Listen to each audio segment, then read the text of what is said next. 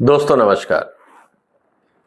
हाथरस की घटना दिल दहलाने वाली है। 121 निर्दोष लोगों की मौत, महिलाएं और बच्चे। क्या उनको ये पता था कि आज उनका आखिरी दिन है? ये तो सब श्रद्धा से एक प्रवचन सुनने गए थे, लेकिन इनकी मौत क्यों हुई? कोई तो कारण होगा। कौन है जिम्मेदार इन सब का? क्या इस पे चर्चा नहीं होनी चाहिए? दोस्तों, आज का विषय बहुत गंभीर है, क्योंकि इस तरह की घटनाएं पहली बार नहीं हुई हैं। हिंदुस्तान में रिलीजियस प्लेसेस पे इस तरह के घटनाक्रम बहुत आम सी बात होती जा रही है। कुछ में तो 300 350 लोगों तक की मौत हुई। क्या ऐसी स्थिति में इस तरह की रिलीजियस गैदरिंग पे किसी तरह की निगरानी नहीं होनी चाहिए? जब पता है कि सैकड़ों लोग, हजारों लोग और कहीं कहीं पे शायद लाखों लोग पहुंचेंगे, तो क्या प्रशासन को, एडमिनिस्ट्रेशन को इस बात का ध्यान नहीं रखना चाहिए कि जो ऑर्गेनाइजर्स हैं उनके लिए कुछ डूज एंड डोंट्स हों? उनको कुछ ना कुछ मिनिमम सेफ्टी का इंतजाम करना चाहिए। ये क्यों जरूरी है, आज हम इसकी चर्चा करें और ये भी देखेंगे कि जो हाथरस जैसी घटना हुई है, हमने जो पुरानी घटनाएं हुई उनसे क्या सीखा, और अगर ऐसी घटनाएं रोकनी है तो आगे क्या करना होगा। इसलिए दोस्तों, आज का वीडियो बहुत महत्वपूर्ण है। आपसे निवेदन है कि आप इस वीडियो को ध्यान से सुनें और जहां तक हो सके जो आपके एमपीज, एमएलएज हैं, उन तक इनको पहुंचाइए, क्योंकि इस तरह की घटनाओं को रोकने का क्या उपाय है, आज हम इसकी भी चर्चा करें। तो साथ बने रहिए, इस वीडियो को शेयर करिए, इस चैनल को सब्सक्राइब करिए अगर अभी तक नहीं किया है तो। दोस्तों, मैं कुछ इंपॉर्टेंट जो रिलीजियस प्लेसेस पे दुर्घटनाएं हुई हैं, मैं उसकी चर्चा करूंगा, ताकि हमें ये पता लगे कि हाथरस जैसी घटनाएं कोई अनहोनी नहीं है या कोई एक आधी बार होने वाली घटनाएं नहीं है। हिंदुस्तान में इस तरह की घटनाएं बहुत आम बात है, लेकिन उसके बाद भी जब कार्रवाई नहीं होती तो दुख तब होता है। क्या प्रशासन और सरकारें मूक दर्शक रहेंगी या इस तरह की घटनाओं को रोकने के लिए कोई इंतजाम किया जाएगा? इसका एक दूसरा पहलू देख लीजिए। ये तो चलो एक रिलीजियस गैदरिंग थी, स्टैम्पीड हुआ, भगदड़ मची और 121 लोग मर गए। इमेजिन करिए कि यहां पे कोई आतंकवादी बॉम्ब्स प्लांट कर देता, तब कितने लोग मरते? क्या इस तरह की घटनाएं हिंदुस्तान में संभव नहीं है?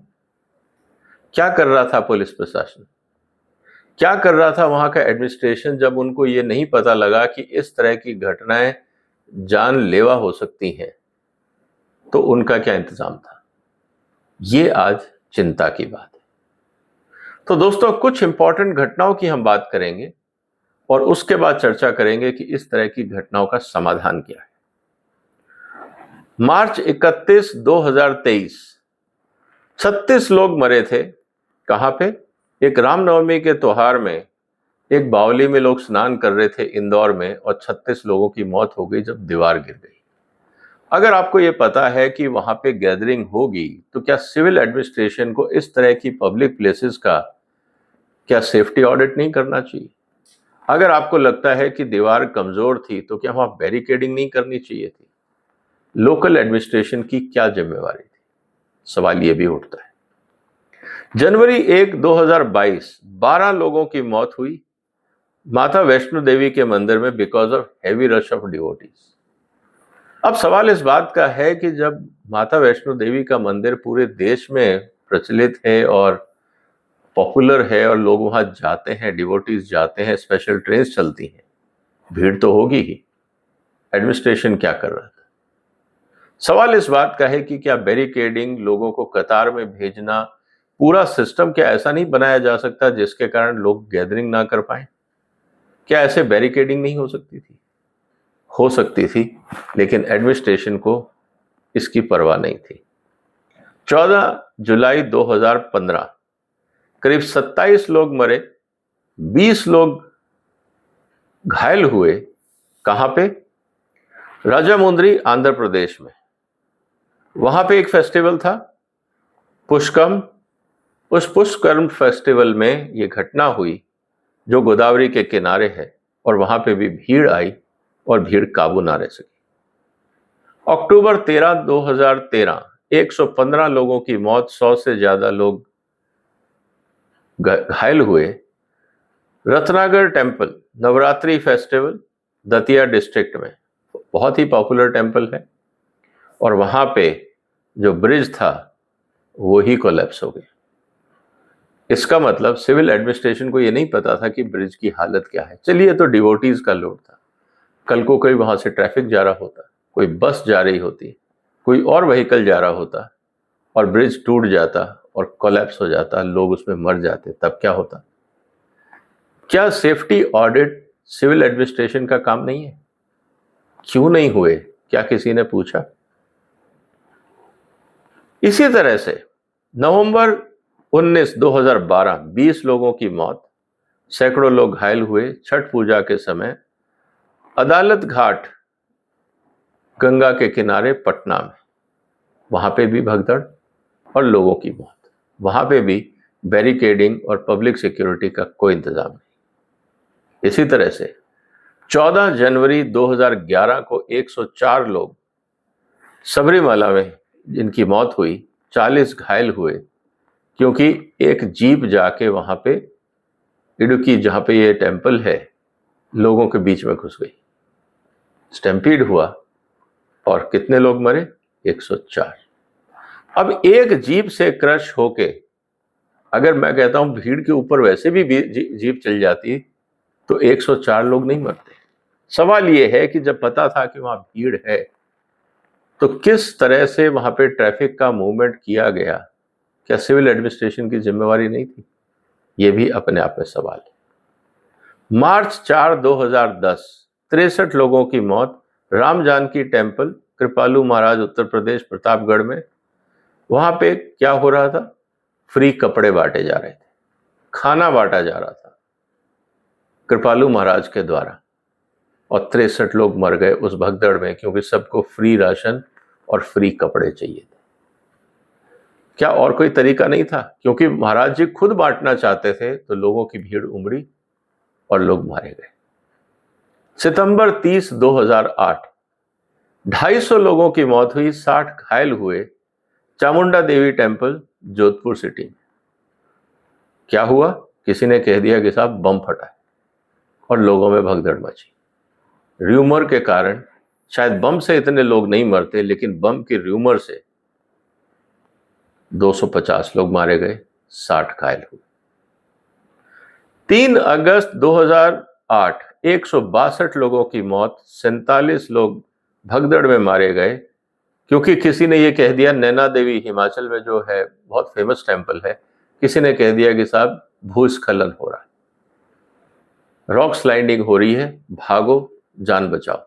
और जान बचाने के चक्कर में 162 लोगों की जान चली गई। एक और र्यूमर और एक और हादसा। जनवरी 2025 340 लोगों की मौत और सैकड़ों घायल, मंडर देवी टेम्पल, महाराष्ट्र, सतारा में, क्योंकि लोगों ने सीढ़ियों पर ही नारियल तोड़ने शुरू कर दिए, जिससे सीढ़ियां स्लिपरी हो गई, लोग फिसलने लगे, और जो पीछे से लोग आ रहे थे एक एक करके एक दूसरे पे गिरने लगे। अब सवाल इस बात का है कि ये मूर्खतापूर्ण काम, सीढ़ियों के ऊपर नारियल तोड़ने की प्रचलन, या वहां कोई क्या सिक्योरिटी गार्ड नहीं था जो रोक सके इस तरह के लोगों को? और अगर लोग रुकते नहीं थे, तो क्या नारियल को इस तरह से चढ़ाना वहां जरूरी था? क्या उसके लिए अलग से प्रोविजनिंग नहीं की जा सकती थी? क्या नारियल तोड़ने का इंतजाम सीढ़ी के शुरू होने से पहले नहीं किया जा सकता था? क्या मंदिर प्रशासन इस तरह की कोई सुविधाओं का इंतजाम नहीं कर सकता था, जिससे लोग अपनी मान्यताएं भी पूरी कर लें और वो सेफ्टी रिस्क भी ना हो? सवाल इस बात का है। 27 अगस्त 2003 करीब 40 लोगों की मौत, 140 लोग कुंभ मेला नासिक में मारे गए। क्या करते रहे? होली बाथ लेते समय सबको उसी समय उसी शुभ मुहूर्त में नहाना होता है। दोस्तों, ये सारे एग्जाम्पल देने का एक बहुत छोटा सा पर्पस है। जब हमें पता है कि जब इस तरह की गैदरिंग होती है तो कुछ तो सेफ्टी के इंतजाम होंगे। पुलिस को लगता है कि सिविल एडमिनिस्ट्रेशन देखेगा, सिविल एडमिनिस्ट्रेशन को लगता है कि वहां पे बैरिकेडिंग हो गई होगी, पुलिस वाले देख लेंगे, वॉलेंटियर्स देख लेंगे, सब एक दूसरे पे छोड़ देते हैं और श्रद्धालु जो वैसे ही अंधभक्त होके आते हैं, उनको कोई बाबा बुला लेता है, कभी कोई बुला लेता है। श्रद्धा जरूरी है, लेकिन क्या श्रद्धा के समय सेफ्टी जरूरी नहीं है? हर आदमी को उसी 5 सेकंड में या 10 सेकंड में ही डुबकी लगानी है। सवाल इस बात का है। इसका मतलब यह है दोस्तों कि इस तरह की गैदरिंग हिंदुस्तान में होती रहेंगी, तो कहने का मतलब है कि क्या इस तरह की घटनाएं और दुर्घटनाएं होती रहेंगी? क्या हम इसको रोकने का कोई प्रयास नहीं कर सकते? सवाल आज ये है। मेरा सुझाव यह है दोस्तों कि हमें जब सार्वजनिक सभाएं होती हैं या इस तरह की जो गैदरिंग्स होती हैं, हमें इस पे कानून लाना चाहिए। कानून इनको रोकने के लिए नहीं, इनको मैनेज करने के लिए। कितने लोग आएंगे तो किस तरह की बैरिकेडिंग होगी, कितने एंट्री और एग्जिट गेट होंगे, जो ऑर्गेनाइजर्स हैं उनके लिए क्या जिम्मेवारी होगी, डूज एंड डोंट्स, जितने भी लोग हैं, जो श्रद्धालु आएंगे वो अपने साथ क्या ला सकते हैं, क्या नहीं ला सकते, इसका भी कानून होना चाहिए। क्या वहां पे नारियल फोड़ा जाएगा या नहीं, इसका भी कानून होना चाहिए। और जो ऑर्गेनाइजर्स हैं, और अगर ऑर्गेनाइजर्स जैसे बड़ा त्योहार है कुंभ जैसा, जहां पे स्टेट एडमिनिस्ट्रेशन भी जुड़ जाता है, वहां पे भी तो पुलिस को पता हो कि कितने लोगों की भीड़ की उम्मीद है और किस तरह से बैरिकेडिंग होनी चाहिए, और जत्थे जब भेजे जाएंगे पूजा और श्रद्धा के लिए तो कैसे भेजे जाएंगे। जब तक कानून नहीं बनेगा जनता पुलिस से लड़ेगी कि आप हमें रोक क्यों रहे हैं। और पुलिस में इतनी हिम्मत नहीं है कि जब वहां लाखों की भीड़ हो तो उन पे काबू पाया जा सके। तो मेरे ख्याल से दोस्तों ये बहुत जरूरी है कि अगर हमें हाथरस जैसी घटनाओं को रोकना है तो जो ऑर्गेनाइजर्स हैं उनके लिए कुछ basic safety and security norms बनाने जरूरी है। और ये सब काम होना चाहिए पुलिस की देखरेख में। जो लोकल एसएचओ है उसकी जिम्मेवारी होनी चाहिए कि अगर उसके यहाँ गैदरिंग है तो जितने नंबर लाने की उनकी प्रक्रिया है उससे ज्यादा लोग ना आए। और सीधी सी बात है कि उसका एडवर्टाइजमेंट भी करें कि अगर वो मान लीजिए कह रहे हैं कि हम 10,000 लोगों को लाएंगे और वहां पे 1 लाख या 2 लाख लोग पहुंच जाते हैं, तो ऐसे श्रद्धालुओं को रोकने के लिए ऑर्गेनाइजर्स को कहना चाहिए कि आप एडवर्टाइजमेंट करिए कि हम सिर्फ 10,000 लोगों का इंतजाम कर रहे हैं, बाकी लोग ना आए। टीवी पे देखें, वीडियो पे देखें, यूट्यूब पे देखें, कहीं पे भी देखें, आने की जरूरत नहीं है क्योंकि पुलिस आपको घुसने नहीं देगी। मुझे लगता है जब तक इस तरह की डायरेक्ट अपील ऑर्गेनाइजर्स नहीं करेंगे तब तक इस तरह के हादसे नहीं रुकेंगे। और कभी कभी शायद ऑर्गेनाइजर्स इसलिए इस तरह की अपील नहीं करते क्योंकि आज व्यापार, जो धर्म है, एक व्यापार बनता जा रहा है। हजारों करोड़ का चंदा आता है और साथ ही साथ स्पॉन्सरशिप आती है, पॉलिटिकल माइलेज मिलता है, एडमिनिस्ट्रेशन के लोग जुड़ते हैं, सप्लायर्स, डीलर सब होते हैं, पुलिस की मिलीभगत होती है। सब मिलजुल के देश की भोली भाली जनता को मूर्ख बनाते हैं। उससे कभी कभी पैसा ऐंठा जाता है और कभी कभी ऐसे श्रद्धालुओं को अपनी जान भी देनी पड़ती है। दोस्तों, आपको क्या लगता है, क्या इस तरह की घटनाओं को रोका नहीं जा सकता? मेरा सुझाव तो यह है कि इस तरह की सभाओं के लिए एक कानून होना चाहिए और उसमें जितने भी ऑर्गेनाइजर्स हैं उनकी जिम्मेवारी डूज एंड डोंट्स के नाम पे, साथ ही साथ जो सिविल एडमिनिस्ट्रेशन और पुलिस एडमिनिस्ट्रेशन है उसके लिए डूज एंड डोंट्स, और किस तरह से सेफ्टी एंड सिक्योरिटी ऑडिट होगा इस तरह की सभाओं का और कब होगा, ये सारी जानकारी इस कानून में होनी चाहिए। अगर हमें इस देश में इस तरह के दर्दनाक हादसों को रोकना होगा, इससे हिंदुस्तान की छवि अच्छी नहीं जाती है। आज इंटरनेट का जमाना है। जैसे ही ये घटना हुई तुरंत पूरी दुनिया में ये खबर फैल गई कि भारत में इस तरह का हादसा हुआ है, और हम बात करते हैं डेवलप्ड नेशन बनने की।